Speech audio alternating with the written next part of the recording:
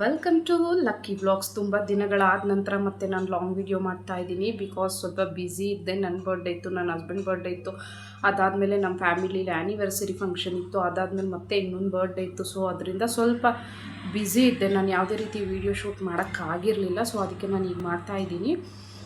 So ಅವರೆಲ್ಲರೂ subscribe ಮಾಡ್ಕೊಳ್ಳಿ, ಪಕ್ಕದಲ್ಲೇ ಇರೋ ಬೆಲ್ ಐಕಾನ್ನ ಕ್ಲಿಕ್ ಮಾಡಿ, ವಿಡಿಯೋ ಇಷ್ಟ ಆದರೆ ಲೈಕ್ ಮಾಡಿ, ಶೇರ್ ಮಾಡಿ, ಕಮೆಂಟ್ ಮಾಡಿ ಅಂತ ಹೇಳ್ತಾ ಇವತ್ತೇನು ವೀಡಿಯೋ ಮಾಡ್ತಾ ಇದ್ದೀನಿ ಅನ್ನೋದನ್ನ ತೋರಿಸ್ತೀನಿ. ಆ್ಯಕ್ಚುಲಿ ನಾನು 1 ವೀಕ್ ಬ್ಯುಸಿ ಇದ್ದೆ ಅಂತ ಹೇಳಿದ್ನಲ್ವ. ಸೊ ಅದರಿಂದ ನನ್ನ ಹೇರ್ಸು ತುಂಬ ಫ್ರೀಝಿ ಆಗಿಬಿಟ್ಟಿದೆ, ಪ್ಲಸ್ ಡ್ಯಾಂಡ್ರಫ್ ಕೂಡ ಆಗಿಬಿಟ್ಟಿದೆ. ಅದರಿಂದ ನಾನಿವತ್ತು ಹೇರ್ ಕೇರ್ ಮಾಡ್ಕೊತಾ ಇದ್ದೆ. ಅದನ್ನು ನಾನು ನಿಮ್ಮ ಜೊತೆ ಶೇರ್ ಮಾಡೋಣ ಅಂತ ಹೇಳಿಬಿಟ್ಟು ವೀಡಿಯೋನ ಸ್ಟಾರ್ಟ್ ಮಾಡ್ತಾ ಇದ್ದೀನಿ. ಬನ್ನಿ ನೋಡೋಣ. ನೋಡಿ, ನನ್ನ ಹೇರ್ಸು ಎಷ್ಟು ಫ್ರೀಝಿ ಆಗಿದೆ ಅಂದರೆ, ಆ್ಯಕ್ಚುಲಾಗಿ ನನ್ನ ಹೇರ್ಸ್ ಇರೋದೇ ಕರ್ಲಿ, ಬಟ್ ಅದರಲ್ಲೂ ಕೂಡ ಫ್ರೀಝಿ ಆಗಿಬಿಟ್ಟಿದೆ. ಮತ್ತು ನೋಡಿ, ಡ್ಯಾಂಡ್ರಫ್ ಕೂಡ ಆಗಿಬಿಟ್ಟಿದೆ. ಅದರಿಂದ ನಾನು ಇವಾಗ ನನ್ನ ಹೇರ್ ಕೇರ್ ಮಾಡ್ತಾ ಇದ್ದೀನಿ. ಇದಕ್ಕೆ ನಾನು ಮಾಡಬೇಕಾಗಿರೋದು, ನಾನು ಯಾವುದೇ ರೀತಿ ಬೇರೆ ಕೋಕೋನಟ್ ಆಯಿಲ್ ಅಂತ ಬೇರೆ ಆಯಿಲು, ಡ್ಯಾಂಡ್ರಫ್ ಕ್ಲಿಯರ್ ಆಗೋಕ್ಕೆ ಆಯಿಲು ಅದು ಇದು ನಾನು ಯಾವುದೂ ಯೂಸ್ ಮಾಡಲ್ಲ. ನಾನು ಯೂಸ್ ಮಾಡೋದು ಕೋಕೋನಟ್ ಆಯಿಲ್, ಪ್ಯಾರಾಶೂಟ್ ಆಯಿಲ್ ಅಂತ ಏನಿದೆ ಅದನ್ನು ಮಾತ್ರ ಯೂಸ್ ಮಾಡ್ತೀನಿ. ಅದನ್ನು ಆಲ್ರೆಡಿ ನಾನು ಬಿಸಿ ಮಾಡಿ ತಗೊಂಡಿದ್ದೀನಿ. ಸ್ವಲ್ಪ ಉಗುರು ಬೆಚ್ಚಗಿರಬೇಕಾದ್ರೆ ನೋಡಿ ಬಿಸಿ ಮಾಡ್ಕೊಂಡು ತಗೊಂಡು ಬಂದಿದ್ದೀನಿ. ಇವಾಗ ಈ ಬಿಸಿ ಆಗಿರೋ ಉಗುರು ಬೆಚ್ಚಗಿರೋ ಎಣ್ಣೆಗೆ ಈ ಕಾಟನ್ ಬಾಲ್ ಏನಿದೆ ಅದನ್ನು ಹಾಕಿಟ್ಬಿಟ್ಟು ಈ ರೀತಿ ಸೆಕ್ಷನ್ ಮಾಡ್ಕೋಬೇಕು. ನೋಡಿ ಎಷ್ಟು ಫ್ರೀಝಿ ಆಗಿದೆ ಗೊತ್ತಾಗ್ತಿದೆಯಾ ನಿಮಗೆ. ಈ ರೀತಿ ಸೆಕ್ಷನ್ ಮಾಡಿಕೊಂಡು ಆ ಕಾಟನ್ ಬಾಲ್ನ ಎಣ್ಣೆಗೆ ಹಾಕಿದ್ವಿ ಅಲ್ವಾ,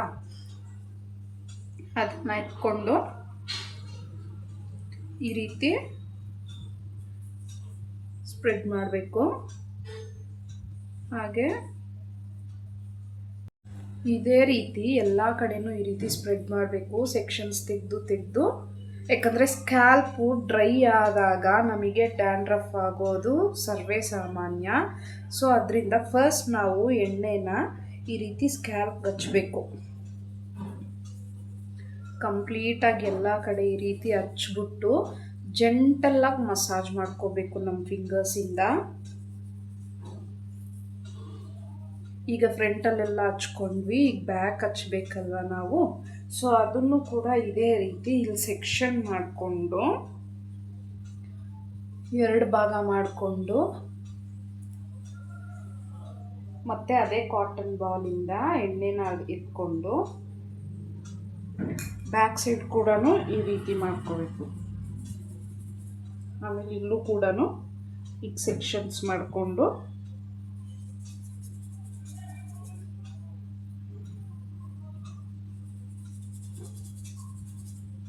ಈ ರೀತಿ ಮಾಡ್ಕೊಂಡು ಹಚ್ಬಿಟ್ಟು ಆಮೇಲೆ ಸ್ವಲ್ಪ ಎಣ್ಣೆನ ಕೈಗೆ ಈಗ ಸವರ್ಕೊಂಡು ನಾವು ಇಲ್ಲಿ ಸ್ಕ್ಯಾಲ್ಪ್ಗೆ ಅಪ್ಲೈ ಮಾಡಿದ್ವಿ ಅಲ್ವಾ. ಸೊ ಅದನ್ನು ಈ ರೀತಿ ನಾವು ಜೆಂಟಲಾಗಿ ಮಸಾಜ್ ಮಾಡಬೇಕು.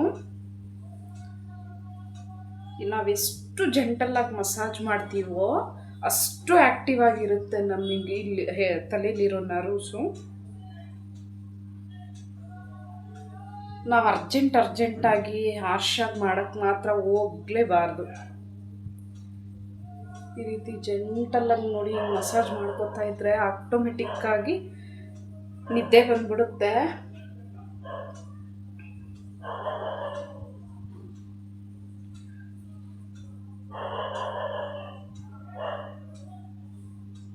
ನಾನು ಆ್ಯಕ್ಚುಲಿ 1 ವೀಕ್ ಆಯಿತು ತಲೆಗೆ ಎಣ್ಣೆ ಹಚ್ಬಿಟ್ಟು. ಸೊ ಅದರಿಂದ ನಾನು ಇವತ್ತೇ ಸ್ನಾನ ಮಾಡಲ್ಲ, ನೆಕ್ಸ್ಟ್ ಡೇ ತಲೆಗೆ ಸ್ನಾನ ಮಾಡ್ತೀನಿ.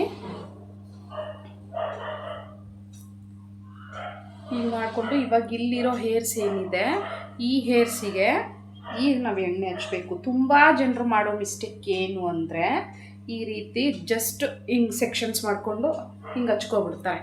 ಹಾಗೆಲ್ಲ ಮಾಡಬಾರ್ದು, ಅದು ರಾಂಗು. ನೀವು ಎಣ್ಣೆ ಹಚ್ಚಿದ್ರೂ ಕೂಡ ವೇಸ್ಟು.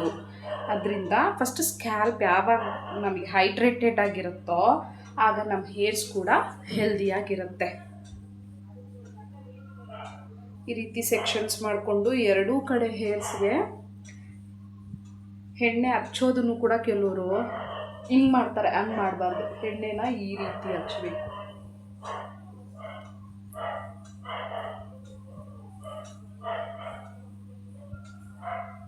ಹಾಗೆ ಆವಾಗ ನಮಗೆ ಯಾವುದಾದ್ರೂ ಹೇರ್ ಫಾಲ್ ಆಗಿದ್ದರೆ ಅದೆಲ್ಲ ಬಂದ್ಬಿಡುತ್ತೆ.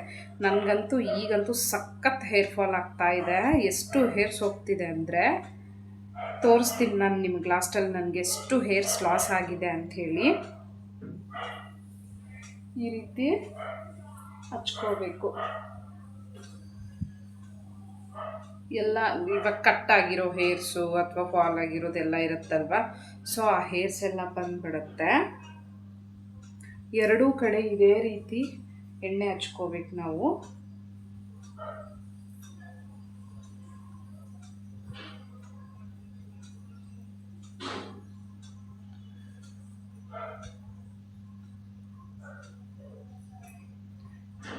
ಈ ರೀತಿ ಎಣ್ಣೆ ಹಚ್ಕೊಂಡು ನಿಮ್ಗೆ ಎಷ್ಟೊತ್ತು ಸಾಧ್ಯನೋ ಅಷ್ಟೊತ್ತು ನೀಟಾಗಿ ಈ ರೀತಿ ಮಸಾಜ್ ಮಾಡ್ಕೊಳ್ಳಿ. ಸರ್ಕ್ಯುಲರ್ ಮೋಷನಲ್ಲಿ, ಮೀನ್ಸ್ ಈಗ ಇದು ಹೆಡ್ ಅಲ್ವಾ, ಈ ರೀತಿ ಸರ್ಕ್ಯುಲರ್ ಮೋಷನಲ್ಲಿ ನೀವು ಮಸಾಜ್ ಮಾಡ್ಕೊಳ್ಳಿ. ಮತ್ತು ಹೀಗೂ ಕೂಡ ಮಾಡ್ಕೊಳ್ಳಿ ಕಂಪ್ಲೀಟ್ ತಲೆಗೆ.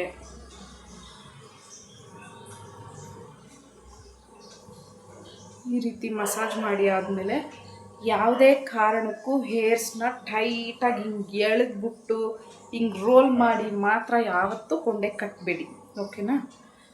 ಜೆಂಟಲಾಗಿ ಮಸಾಜ್ ಮಾಡಿ ನೀಟಾಗಿ ಸುಮ್ಮನೆ ಕೈಯಲ್ಲೇ ಈಗ ಲೂಸಾಗೇ ಇರಬೇಕು. ಟೈಟ್ ಆಯಿತು ಅಂತಂದರೆ ತಲೆನೋವು ಬರೋ ಚಾನ್ಸಸ್ಸು ಇರುತ್ತೆ.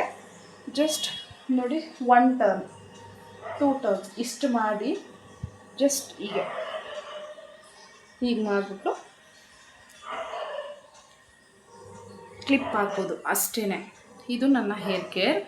ಇವತ್ತು ನಾನು ಇನ್ನೊಂದು ಹೇಳಿದೆ ನಿಮ್ಮ ಹತ್ರ, ನಾನು ಏನಕ್ಕೆ ನಾನು ಇವತ್ತೇ ಸ್ನಾನ ಮಾಡ್ತಿಲ್ಲ ಅಂತ ಹೇಳ್ಬಿಟ್ಟು 1 ವೀಕಿಂದ ನನ್ನ ತಲೆಗೆ ಎಣ್ಣೆ ಹಚ್ಚಲಿಲ್ಲ ಅಂತ ಹೇಳ್ಬಿಟ್ಟು 1 ಡೇ ಕಂಪ್ಲೀಟಾಗಿ ಎಣ್ಣೆ ಹಚ್ಬಿಟ್ಟು ಬಿಟ್ಬಿಡೋಣ ಅಂತ ಹೇಳಿ ಪ್ಲ್ಯಾನ್ ಮಾಡಿದ್ದೀನಿ.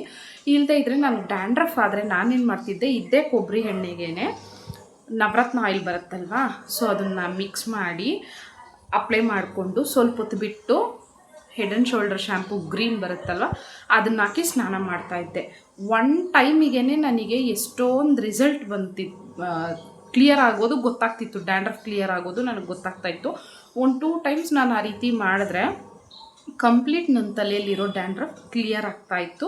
ಸೊ ಈ ವಿಡಿಯೋ ಯಾರಿಗೆಲ್ಲ ಇಷ್ಟ ಆಗಿದೆ ಪ್ಲೀಸ್ ಲೈಕ್ ಮಾಡಿ, ಶೇರ್ ಮಾಡಿ, ಕಮೆಂಟ್ ಮಾಡಿ ಅಂತ ಹೇಳ್ತಾ ನಾನು ಇನ್ನೊಂದು ಬ್ಲಾಗ್ನೊಂದಿಗೆ ಸಿಗ್ತೀನಿ. ಅಲ್ಲಿವರೆಗೂ ಟೇಕ್ ಕೇರ್, ಬಾಯ್.